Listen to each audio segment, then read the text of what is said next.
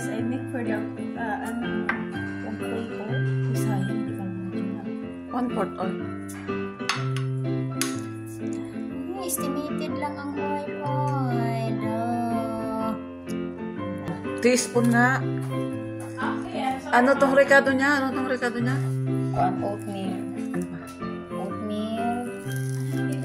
Dates. Dates. Dates o walnuts. Walnuts. Bigyan ko ng ano? Wait. Yung coffee pa na. Himas-himasin mo naman. Ganun mo na lang kasi wala tayong food processor kaya himas-himas.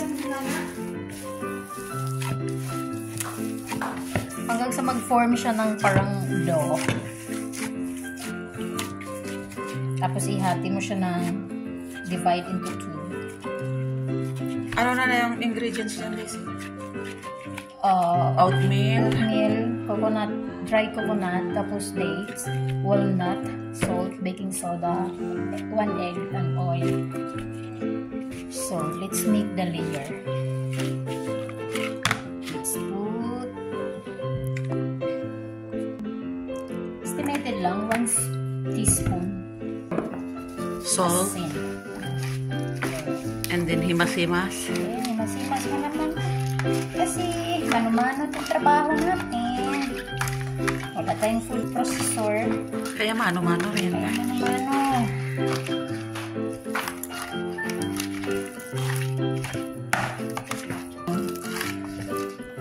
Do. Hirap din ng gawaan niya na yan. Masa-masa man ay. Make the first layer. So, what I do is like this. Para Maging plat. Parang, banigan ba? Banigan. Parang kubbe. Para siyang banigan mo ng buko natin. Anong pangalan itong ginagawa mo? Date bar. Date bar. Dates bar.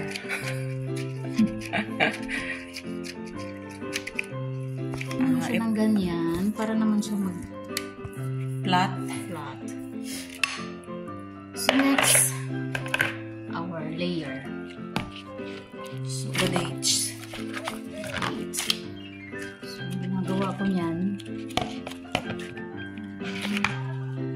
lagyan ko na lang ito, nag-flat ko. Parang gumagawa ka ng kubi.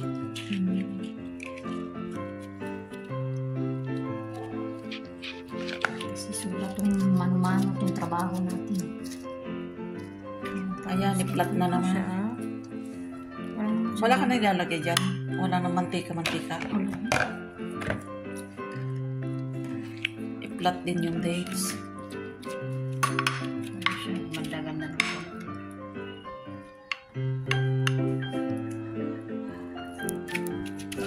Manang pa konti-konti. Para madali i-flat.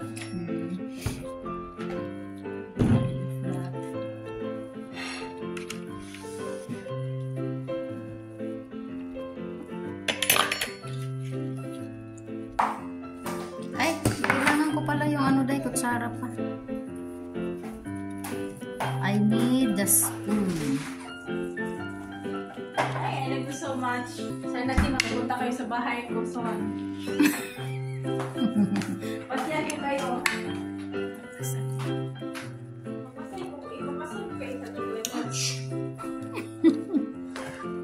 Hello guys, I made for the cake. This is para for me kay Classic Girl. Something. Bagay talaga sa yung pangalan Kulasa. Kulasa o. Tingnan ako ng anaon. Para din maganda yung forma niya. Singganda ng gumagawa. Gaya ka. Paano ko gawin itong ano? Cut na natin siya ng. Hello? Cut na natin. This is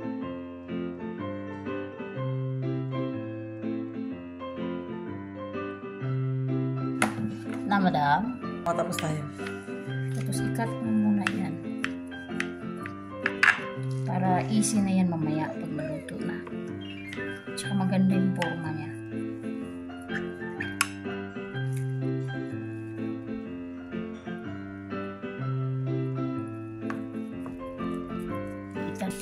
Lagay na natin sa oven. To the oven for 20 minutes. Ito na, luto na. Kainan na. 20 minutes lang naman sa oven. Yun nga lang sasabi.